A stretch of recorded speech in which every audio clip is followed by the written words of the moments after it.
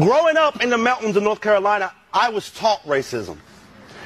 From as young as I can remember, I was told black people are violent. Black people are lazy. Black people are not as smart as white people. I remember my dad told me that black people are too lazy to work, and so they depend on welfare to live, and they sell drugs. 10 minutes after my dad said that to me, a man knocked on the door. I let him in. He handed my dad some money. My dad weighed out some marijuana and a few pills and handed it to that gentleman. And then we went to the store to buy some groceries. We didn't buy groceries with the money that man just handed my father. It was little yellow, blue, and green food coupons. So my dad is trying to teach me that black people are drug dealers on welfare, while my dad was selling drugs out the living room, living on welfare.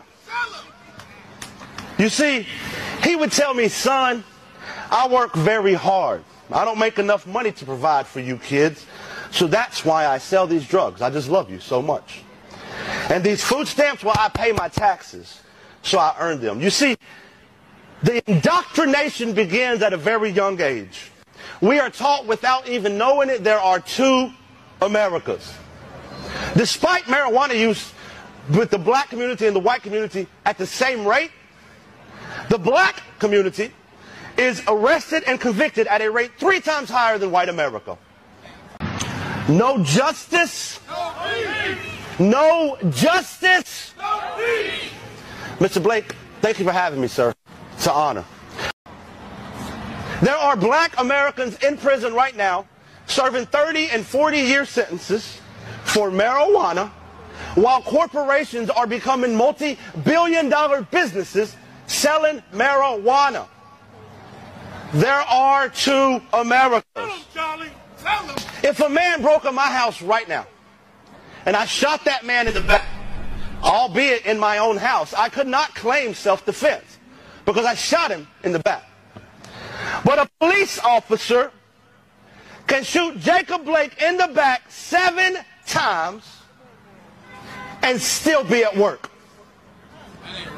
If that's okay with you, we are on different moral platforms. We are on different ethical existences if that's okay with you. There's two Americas.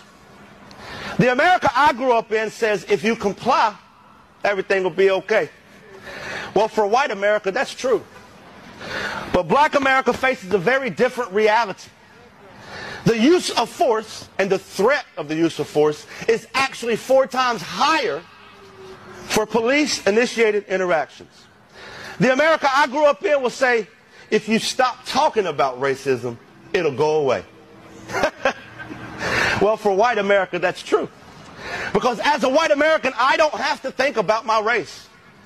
I'm not judged by my skin color as soon as a potential employer meets me.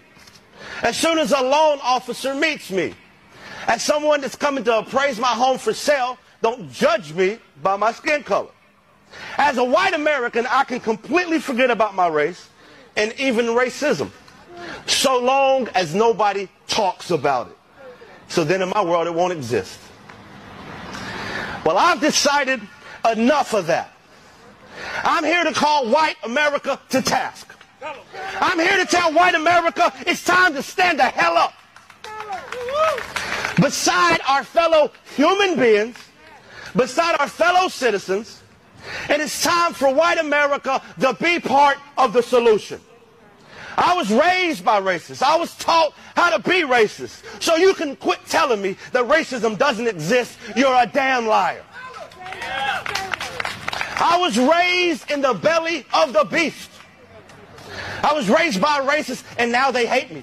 I call that a glow up. That's all right.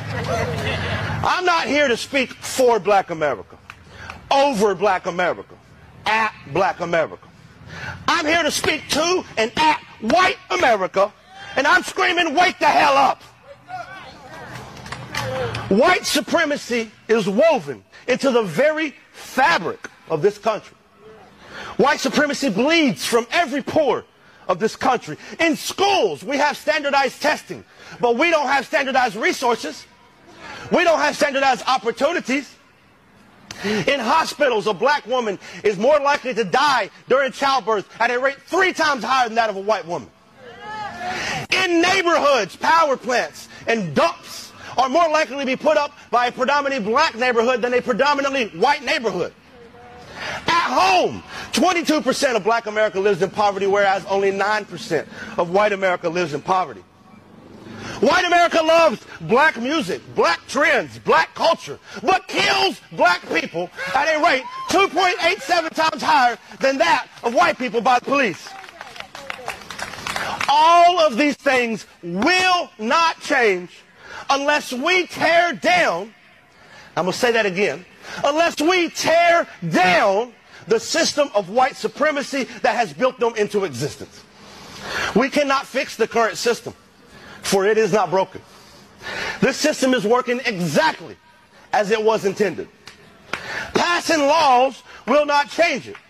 You cannot legislate morality. Black America has screamed tirelessly for decades about these injustices, while white America has turned a blind eye and a deaf ear. Hello Africans, how are you doing? Shalom Black Americans, shalom Africans from the diaspora, shalom the African diaspora all around the world. So today we want to talk about a special video. It's doing good online about this white man who made a very important revelation. Lately have been getting videos with people speaking a lot of revelations, you know. When I was doing my undergraduate, you know, we had this thing in psychology. It was called cognitive biases. So an example of a cognitive bias was something like halo effect. Halo effect is whereby you find someone is judging someone or is having stereotype about someone by the first impression they get of them. Let's say how they come. They've just judged this person. They might think the person is a gangster because of putting a ragged jacket and a ragged jeans and some boots. So that appearance is enough to tell them this person is a gangster. So that's an example of halo effect. Judging someone with no evidence that they truly are what you think of them. And Africans have been victims to this cognitive bias, which is called the halo effect. You know, anytime a black person is seen by a white cop, there is always a confrontation. There is always a bone of contention, you know. Something is always brewing, you know.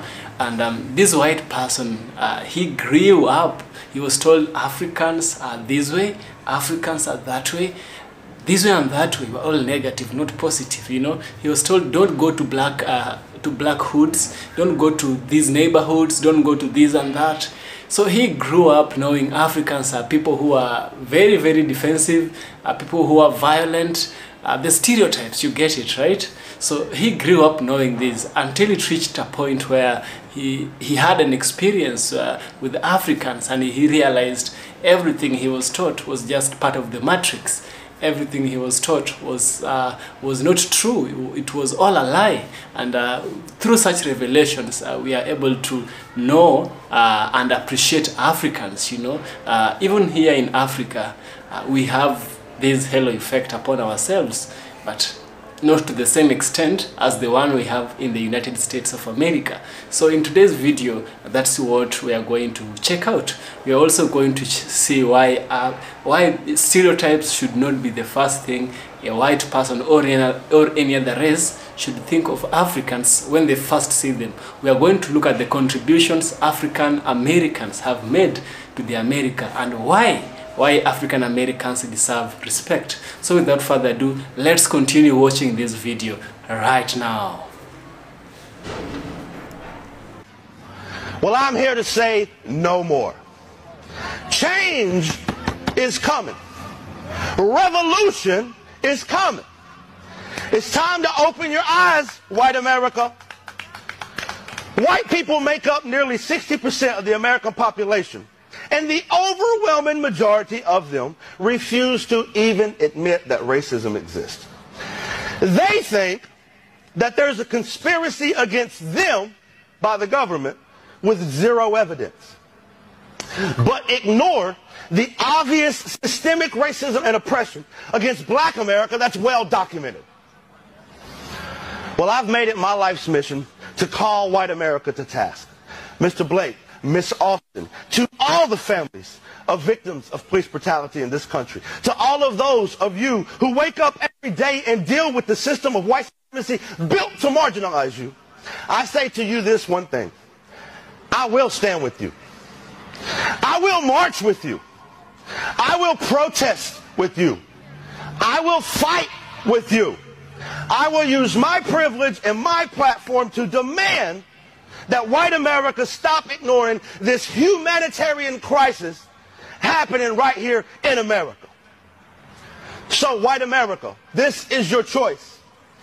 Either be part of the solution, or by God, you are the problem. No justice, no peace. Thank you.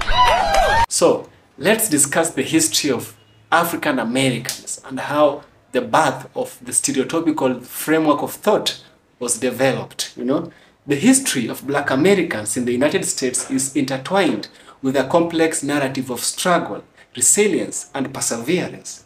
From the days of slavery to the civil rights movement and beyond, black Americans have faced numerous challenges, including the perpetuation of stereotypes by other racial groups. These stereotypes have often been used to justify discrimination, oppression, and violence against black communities.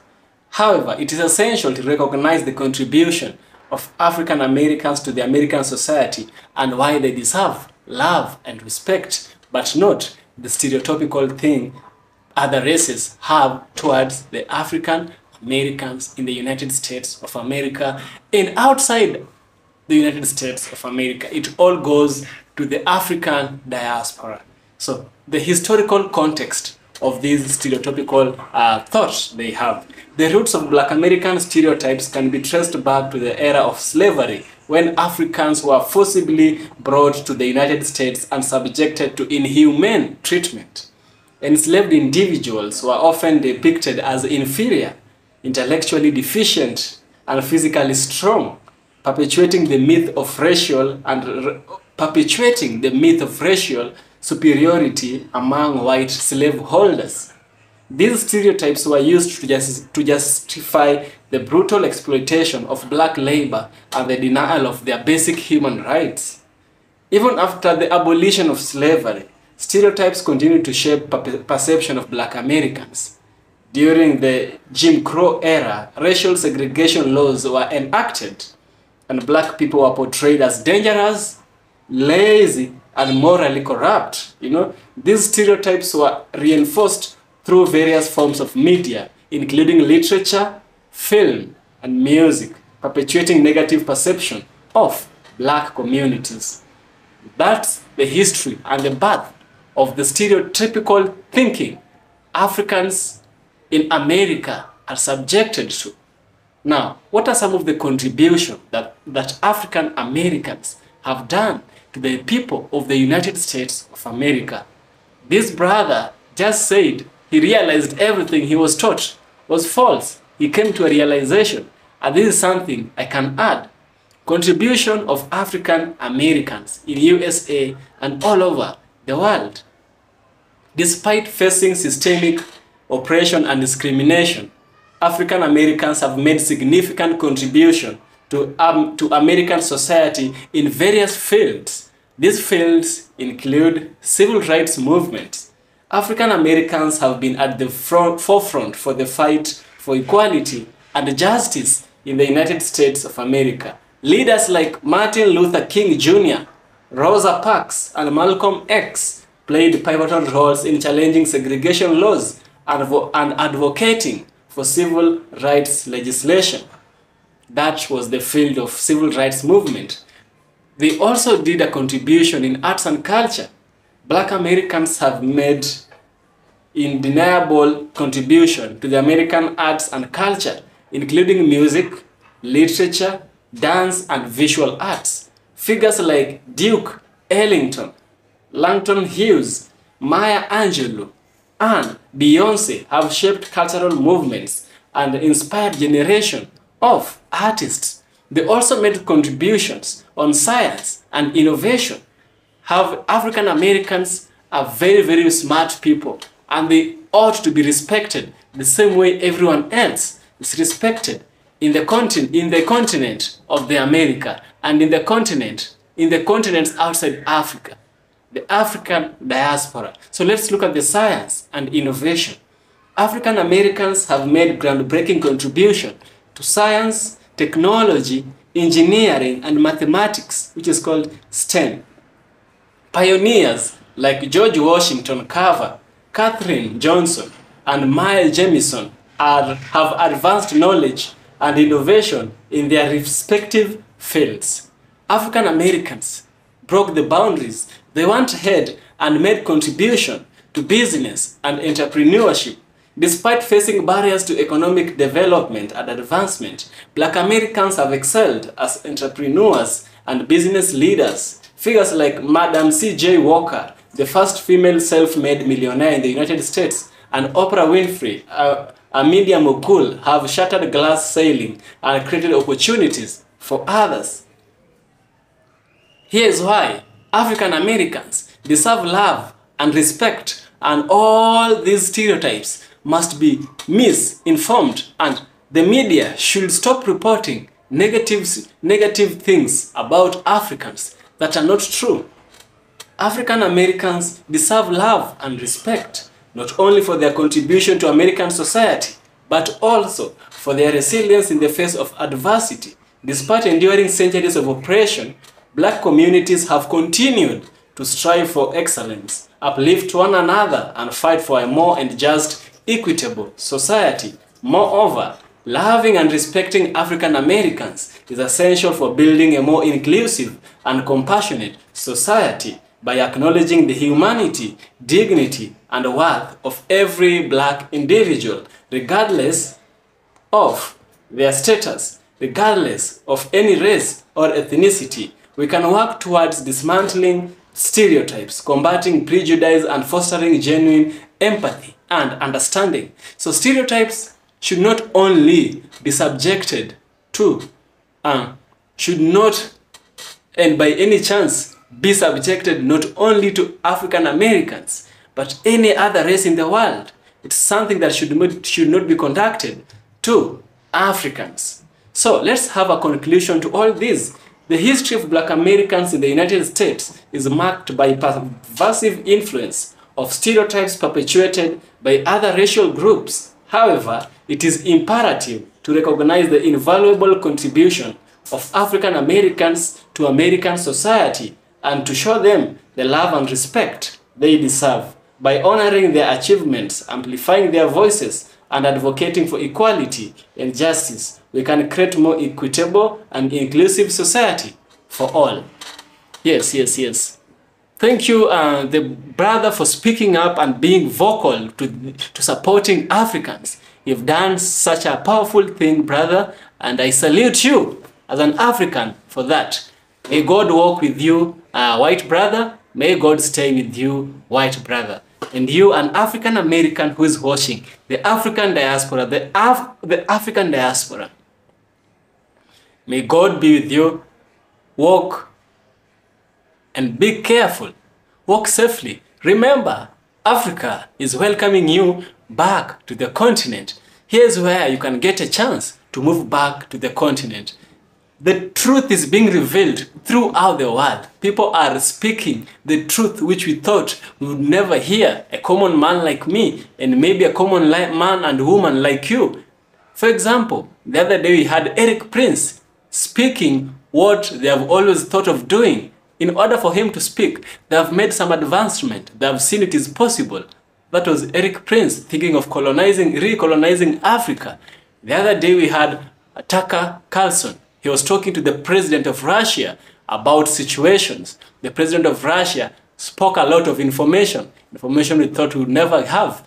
The other day, we had information from the Ghana president, where he openly discussed the matters of Africa to the white people. We have things that are being revealed. People are being exposed for who they are. Be smart, be wise, read the signs, read the handwritings on the wall. It's time you act accordingly. It's time you have to understand the handwritings on the wall. It's all written. Don't ask who wrote it. Just interpret it and act accordingly.